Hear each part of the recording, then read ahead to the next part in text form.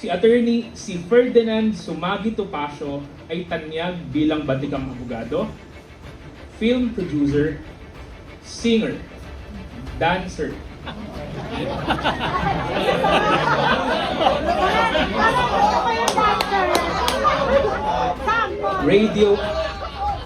radio anchor, writer, friendly kapitbahay, comedian dahil sa random jokes and so on. Ang kanyang pangalan ay ironic lang, ay isinunod sa Presidente Ferdinand Edralin Marcos. Dahil pinanganak siya noong unang termino ng dating Pangulo. Hanep, kahanay niya ang pangalan ni Ferdinand Bongbong at Ferdinand Martin, no?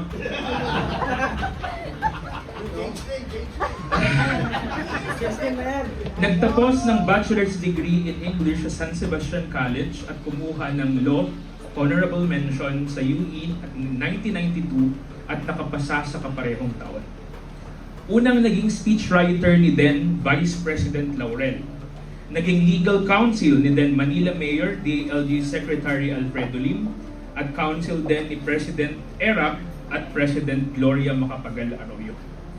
Pinagtatanggol niya ang mga maliliit bilang isa sa pinuno ng Citizens Crime Watch na partner ng ating law enforcement agency para labanan ng krimen, i-promote ang safe na komunidad at advocate ng hustisya sa paglaban ng korupsyon sa bansa. Perfect sa polisiya ng dating Pangulong Rodrigo Roa Duterte. Palagi natin siyang napapanood sa media dahil sa kanyang mga high-profile cases na hinahawakan. Pero siya din po ay tagapagtanggol ng mga maliliit mula sa pamilya ng SAP 44 sa Mama sa Panoklash na kumitil sa buhay ng 44 na bayani at pati na hanggang ngayon ang mga magulang ng mga namatay na bata sa issue ng Denbaksya. Counsel din po si Atty. Topacio ni Mang Laureo Visconde sa kaso ng Visconde Massacre na yumanig sa buong bansa. Si Idol Ferdy ay matagal na pong lumalaban sa katiwalian sa bansa. Bilang public interest lawyer, isa siya sa petitioner sa Korte Suprema, ang Topacio versus House of Representatives, na kung saan kine-question ang maanumanlyang 100,000 pesos hocus-pocus bonus ng mga congressman noon pong 1991. Idol, ngayon may inflation. Sabi nga sa expose ni Congressman Leviste, 2 million na per congressman ang Christmas bonus. Si Atty. Topacio ang perfect example ng katagayan na quote, small but terrible. As it describes someone might be small physically, but surprisingly impactful, powerful, katulad ni General Napoleon ng France. Kung susubaybayan po natin ang career ng taong ito, maaaring controversial sa iba, pero di maikakaila na talagang kahanga-hanga. Ang nagkabilib po sa amin, alam ko sa ating lahat, ay parang wala lang ang mga ito sa kanya dahil madalas ay nakikipagbiruan pa po sa atin. Very down to earth talaga. Nung nasa Davao po kami ng ilang araw, siya po ang nag-a-adjust. Siya po ang nagbubukas ng pinto, nagsasandok ng ulam sa aming lahat. Maliit na bagay sa iba pero kahanga-hanga. What I like about him ay kanya pong pagiging totoong tao. Sa totoo lang, no filter or anything, walang sugarcoat. Kung sino po siya sa camera, ay yun din po siya sa totoong buhay. Malayo sa iba na iba o ugali sa personal.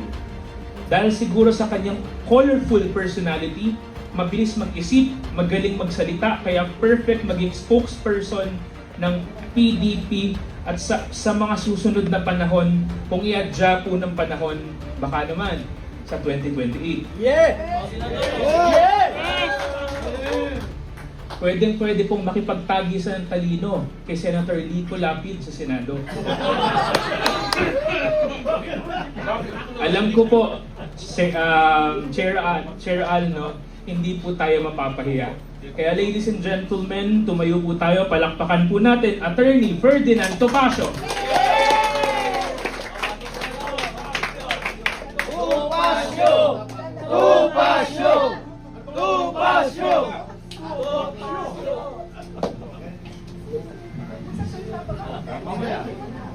Inaanyayahan ko po sa harapan ng ating PDP Chairman, Alfonso Alcusi, para sa oath-taking proper para kay Attorney Ferdinand.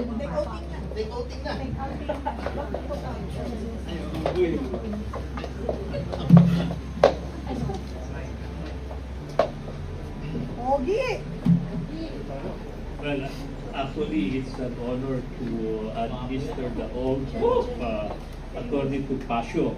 Ito siya, nag-oath na ito noon pa before he assumed his work. Nagko na kami nito, sabi na in private, no? But of course, to officially take his oath and officially welcome him. And while he has been doing his work, more than as a deputy, siya na mismo lahat ang gumagawa. You're going to have this oath. It's an honor, my Thank you, Chairman. Pero maigi na yung deputy na lang, may spokesman, si Atty. Lambino, para pag pumalpak, may maituturo ako.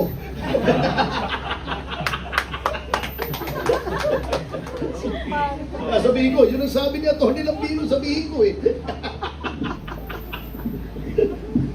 So, kindly raise your right hand and repeat after me. I, Ferdinand Topacio, having been appointed as the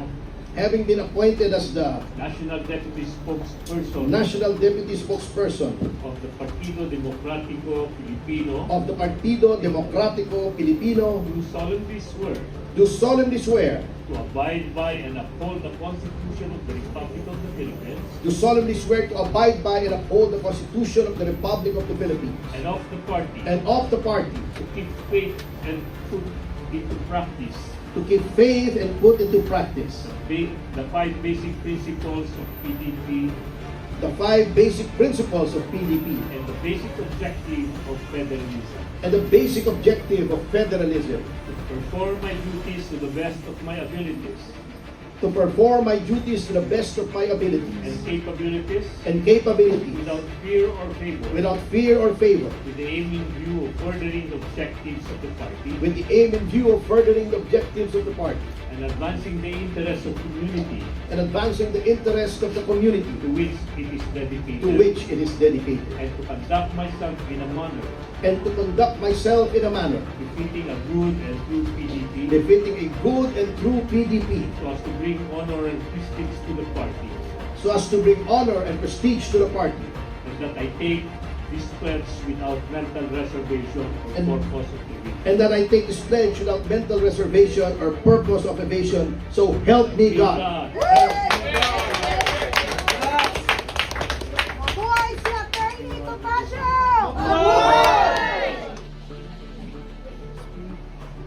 Ito, hindi Parang nag-uubad ng naiiyak pin, sa Atty. hindi nag-uubad ng uniform eh. nag-uubad ng uniform. Huwag pa nun. Ngayon, Kita pin ninyo, na. siya pa nagbibigay sa atin. Tutusok daw yan, Tony.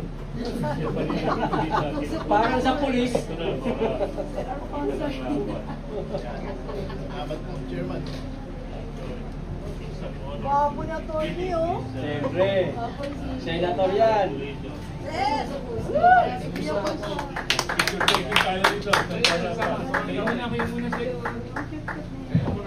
Kamay muna kayo. Kamay, Okay, kamay, kamay, picture. dalawa. Teka, Sa sunod teka, yan, kamay. sa Yung sobrang kamay wala pa. Yan, kayo muna. Okay, media picture. Dalawa muna kayo. Okay. Harap po. 5, 4, 3, 2, 1, go. Okay. Okay, thank you. Okay, with the PDP officers po. With the PDP. Tapos natin, para sinatong na to. PDP Spoken with the officers. Alis mo na. Napapakalat ako sa lupa eh. Okay, picture. Pakpa na yan. Para pag gumanong ko, umagat ako eh. Okay, picture. 5, 4, 3, 2, 1. Okay. Harap po sa kaliwa. Banda dito para lahat nakatingin. Thank you. Manuhay, ganyan, ganyan. Kanan. Okay, 5, 4, 3, 2, 1. Salamat po. Thank you, media. Salamat. Thank you. Sir, ikaw pala may tuturo eh.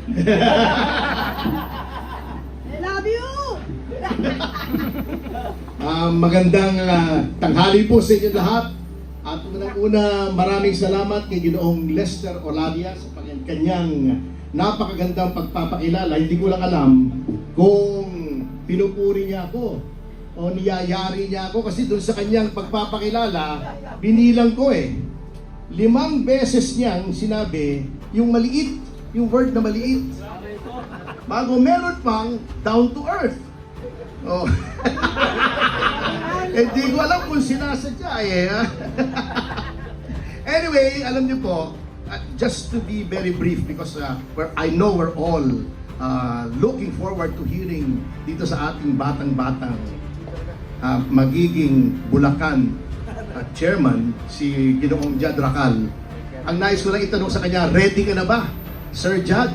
Sapagkat alam mo, dito sa mga panahong ito, kapag ikaw ay nagiging kritiko ng gobyerno kung ano-anong kaso ang isinasampa sa iyo, nagiging libelous ka, nagiging seditious ka, katulad namin ni Jimmy Bondoc, may kaso na naman kami bago, a few days ago, inciting to sedition.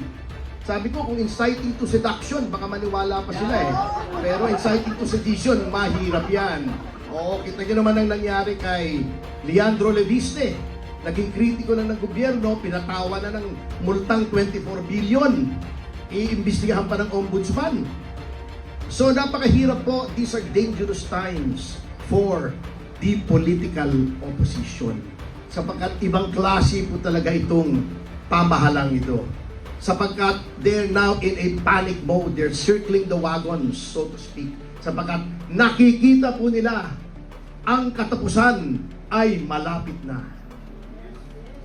Alam niyo po, ang gusto ko rito sa PDP, I was never a member of any other party except for the Nationalista Party. At pareho rin po ang plataforma. Federalism. Yan ang isang nagustuhan ko sa PDP. Ang isa pang nagustuhan ko ay yung consultative democracy na nasa plataforma nila. Na walang nagdidikta, kinokonsulta lahat. Naalala ko tuloy yung storya, ewan ko kung totoo ito, tungkol sa consultation. Meron daw isang trip si Pangulong Marcos Jr. out of town. So, nandun sila sa isang helicopter. Nung pababa na sila, nakita nila, maraming tao, inaabangan si Pangulong Marcos Jr. Sabi ni, may mga kasama siya, yung mga miyembro ng gabinete niya. Kasama doon si Larry Gadon, nandun sa helicopter. Sabi ni Larry Gadon, Mr. President, meron akong 1,000 pesos dito. Ihagis kaya natin sa bintana. Yung makakapulot noon, may isang magiging masayang Pilipino ngayong hapon na ito. Sabi ni Larry Gadon. Sabi ni Ralph Recto, mali ka Larry. Eto, 2,500 piso. Ihulog natin sa helicopter. 2 Pilipino ang matutuka. O, di ba? Hindi lang isa, 2. Pumasok yung isa pang gabinete, si Sac, si Anton Lagdameo. Mali kayo pareho. Eto, bigtitik 100 piso ko rito. Hulog nyo natin sa bintana ng helicopter. 10 Pilipino ang matutuwa. O, mas marami. Pumasok si Aimee, sabi niya, mali kayong lahat Yung kapatid ko, ihulog nyo, lahat ng Pilipino matutuwa.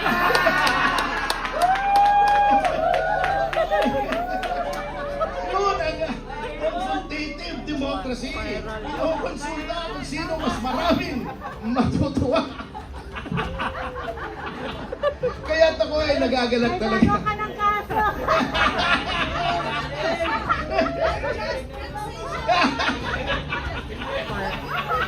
Tawag yun, attempted murder. Baka i-blatter tayo ni Claire Castro.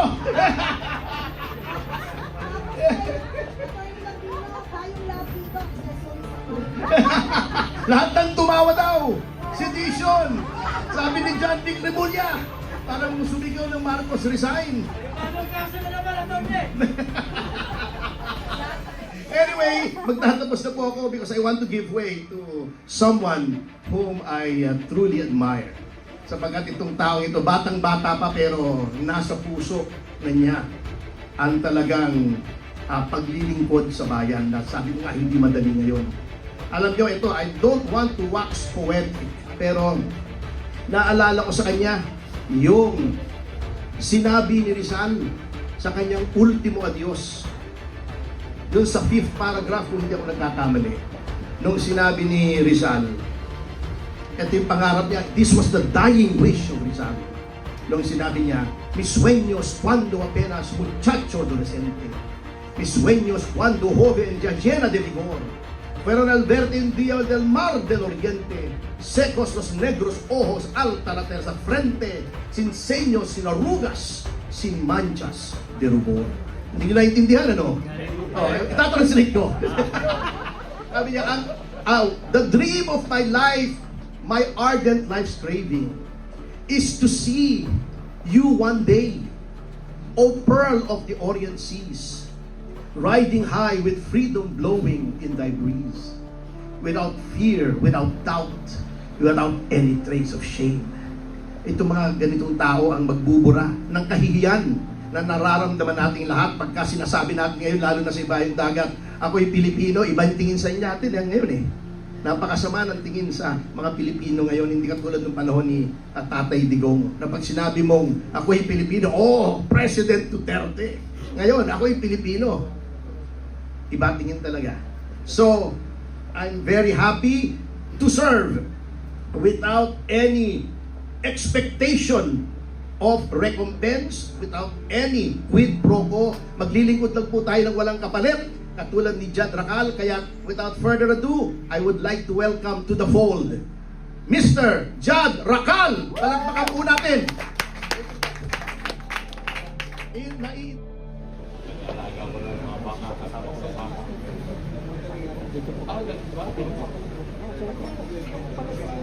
Tapos picture ganyan. Picture ganyan. Yan. Ayan. Attorney, lalo ka pala pag tinititigan ka na matagal, ang pogi mo pala talaga. Kailangan matagal. Dapat titigan, ha? Dapat titigan mo na. Nagkakampanya pala ako, hindi ako gagalaw. Next turn ba yun? Next turn. Attorney, dito sa impeachment complaint versus PBBM, ano po sa tingin niyo, strategy lang po ba ito para ma-avoid nila itong 1-year ban para sa if ever mayroon mag-file ulit ng impeachment against the President? Sa tingin niyo po, Obvious ano po yung- naman eh, di ba on record naman na yung nag-file ng impeachment no, na ngayong 2026 ay siyang abogado ni First Lady Lisa Araneta Marcos noong 2024, di ba? O bago, nakita naman natin lahat, nabasa natin kasi nakandali naman basahin pagkaiksi-iksi. Ano? Kita naman natin kung gaano kahina. At ang mga mambabatas mismo nagsasabing easily dismissible. Pag yan ay final sa Lunes, naka-file na ngayon, ano? Pag yan ay in-endorse sa Committee on Justice at yan ay na-dismiss, eh may 1-year ban na. So, obvious naman. So, Ang paano problema kasi, ito lang ha, dadagdag ko, ang problema rito sa administrasyon na to, iniinsulto yung talino ng mga Pilipino. Hindi ba nila, hindi natin mahahalata na yung abogado mismo nila nag-file ng impeachment laban sa kanila. Eh, ginagago na tayo eh. Oo, parang iniinsulto na tayo yan eh. Pwede ba nating anuhin yung sabotahe yung ginawa ng mga nag-file na yan? May pwede bang gawin action tayo dyan? Ay, siguro pag nakita nyo, kutusan nyo.